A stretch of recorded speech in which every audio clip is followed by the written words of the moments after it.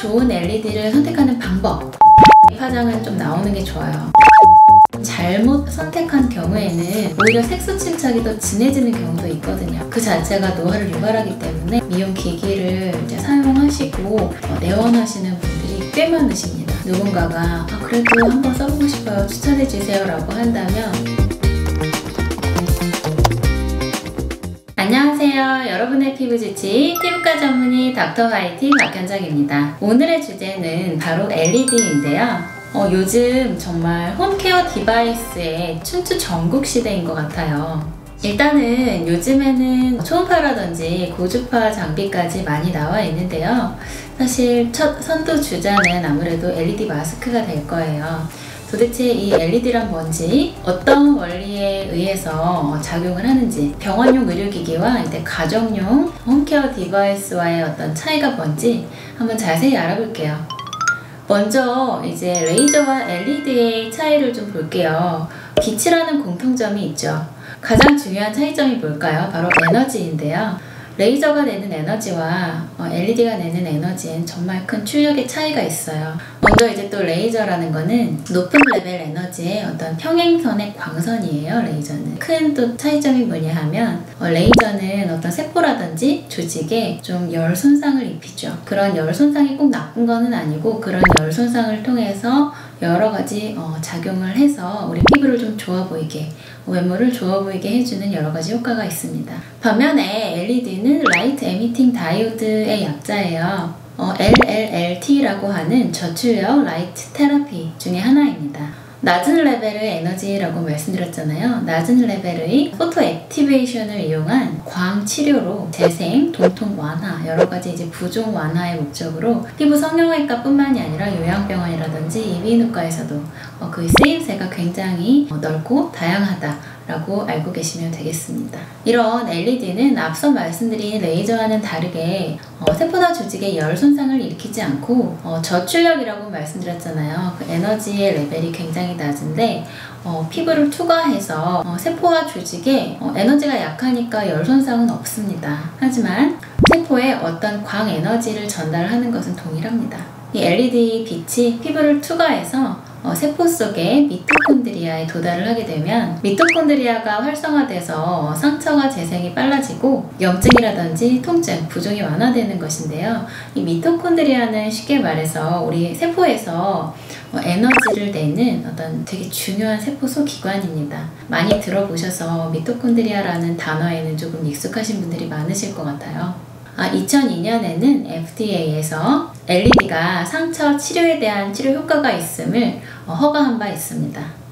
LED의 치료 원리 간단하게 4가지 말씀드릴게요. 첫 번째, 혈관을 확장시키고 순환을 촉진시키기 때문에 대상포진이라든지 류마티스성 관절염과 같은 여러 가지 염증성 질환에서 동통 완화, 즉 진통 목적으로 많이 쓰이고 있고요. 두 번째는 붓기를 감소시켜요. 보통 붓기라는 거는 염증 후에 보통 부종이 굉장히 심하거든요. 그렇기 때문에 성형외과 수술이라든지 아니면 이제 찰과상과 같은 다양한 염증 반응 후에 부종을 완화시킬 목적으로 그 쓰임새가 굉장히 좋습니다.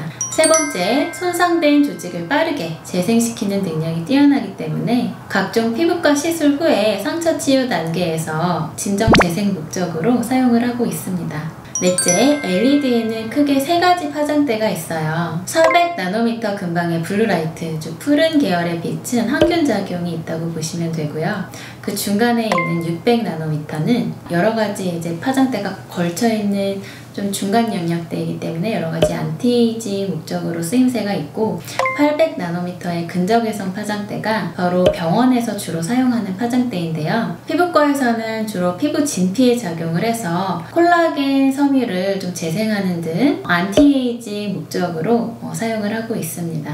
쉽게 생각해서 400나노미터 이런 짧은 파장대는 좀 푸른 계열, 800나노미터는 좀 붉은 계열, 그 가운데는 노랑, 초록색 이렇게 생각을 하시면 되겠고, 이쪽으로 갈수록 진정 재생, 이쪽으로 갈수록 항균, 그리고 초록색은 보통 이제 한 500나노미터 근방인데 색소 이렇게 생각을 하시면 되겠습니다. 중간에 이제 노란 영역은 조금 걸쳐있는 영역이죠. 이제 좀 콜라겐 재생이라든지 이런 안티에이징 쪽, 이런 쪽으로 간단하게 생각을 하시면 될 것 같아요. 개인의 피부 상태에 따라서 적절한 파장대를 잘 선택을 하는 것이 굉장히 중요하겠죠. 그래서 이 파장대를 좀 이해를 하시고 LED를 사용을 하시면 굉장히 많은 도움이 되실 거예요.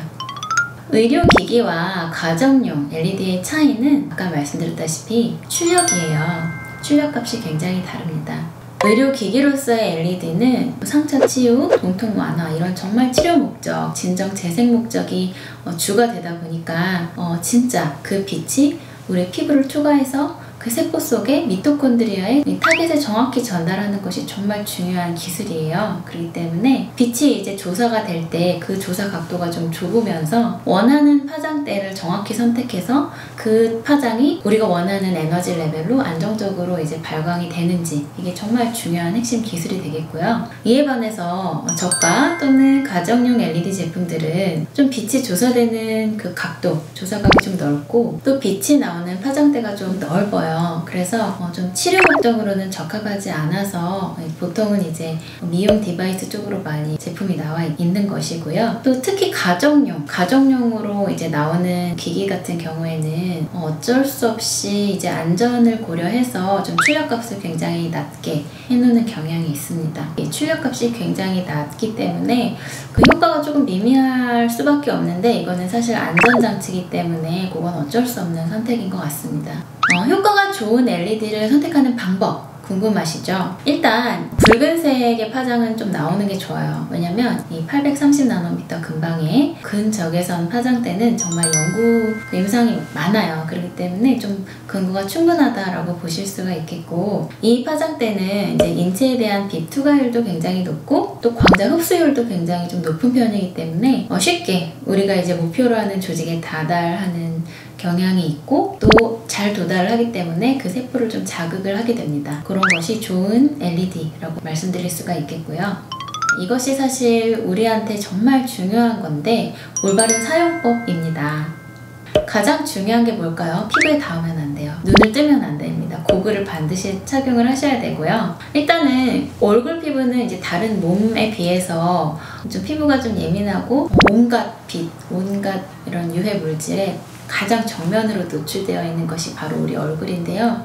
그렇기 때문에 뭐 꼭 민감성 피부가 아니더라도 아무래도 빛이기 때문에 한 15에서 20cm 정도는 좀 떨어져서 사용을 하는 것이 좋겠고요. 몸 같은 경우에는 이에 비해서 좀 피부도 자체도 좀 두꺼운 편이고, 그렇기 때문에 좀 가까이 5cm에서 한 10cm 정도 떨어뜨려서 사용을 해주시면 좋을 것 같고, 눈은 정말 우리가 진짜 중요한 기관이잖아요. 다른 기관도 물론 중요하지만 빛이 이제 피부를 투과하잖아요. 그렇기 때문에 고글은 반드시 사용을 해주셔야 됩니다. 빛이 눈까지 이제 다다르기 때문에 눈은 반드시 가려주시고요. 이건 정말 기본 중의 기본인데 이런 기본 사항을 숙지를 해주셔야 됩니다.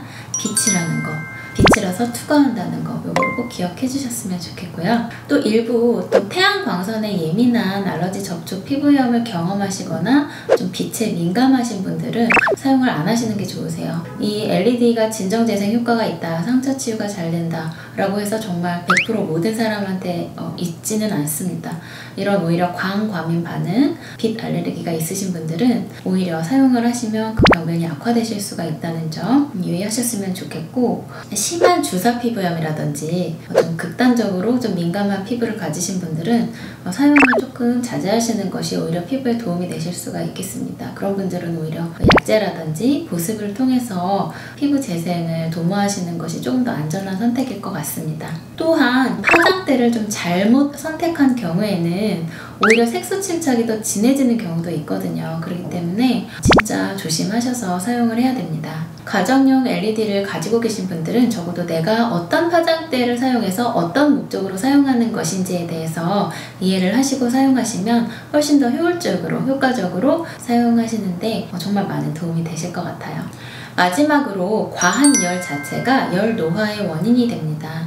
우리가 열노화 하잖아요. 피부가 너무 뜨거워지고 적합하지 않은 파장대를 또 너무 오래 쬐어주면 그 자체가 노화를 유발하기 때문에 너무 과한 사용을 하시지 않는 것도 굉장히 중요하겠습니다. 의료기기 같은 경우에는 여러 가지 임상실험 결과가 좀 있어야 되고, 특히 까다롭기로 유명한 한국 의료기기 인허가를 좀 통과해야 되는 부분이 있는 만큼 어떤 검증된 기기라고 볼 수가 있는 반면에, 미용기기 같은 경우에는 사실 개발할 때 인허가 자체가 크게 까다롭지 않고 어떤 효과에 대한 근거가 좀 미비한 부분이 많습니다. 그렇기 때문에 미용 기기를 사용하시되 너무 큰 기대는 하지 않고 집에서 조금 보조, 예를 들면 화장품을 투과하는데 조금 손으로 하는 것보다는 낫겠지, 혹은 붉은 파장대로 진피에 좀 빛이 도달하면 재생이 잘 되고 탄력에 도움이 될 거야 하는 이 정도의 기대감을 가지고 사용을 하시는 것이 좋으실 것 같습니다.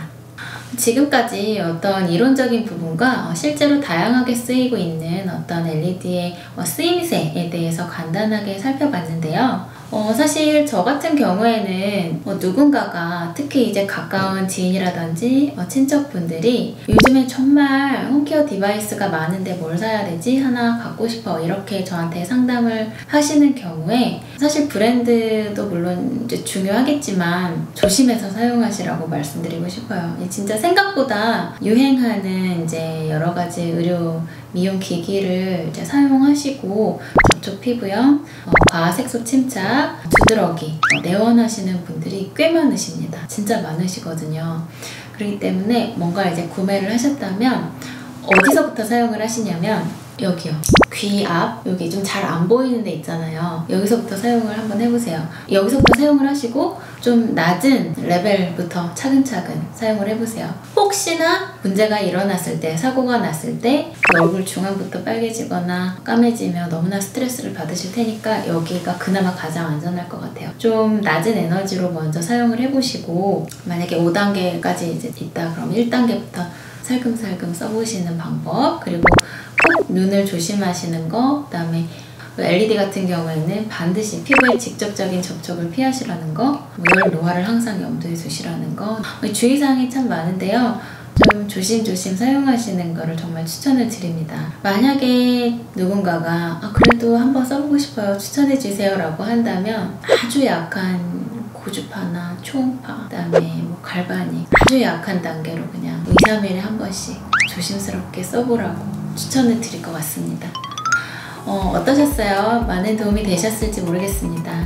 오늘은 이제 LED에 대해서 말씀드리는 김에 홈케어 디바이스도 살짝 언급을 드렸는데요. 내가 사용하고 있는 거에 대한 올바른 이해가 굉장히 중요하다고 생각을 해서 이번 컨텐츠를 제작을 해보았습니다. 유용하고 좋은 꿀팁이 되셨을 길 바라고요. 다음에도 전문적인 피부 지식과 유용한 피부 꿀팁으로 여러분들께 인사드리도록 하겠습니다. 저희 채널 피부연구소 구독과 좋아요 잊지 마시고요. 시청해주신 모든 분들께 진심으로 감사드립니다. 지금까지 여러분의 피부 지식, 피부과 전문의 닥터 화이트 박현정이었습니다.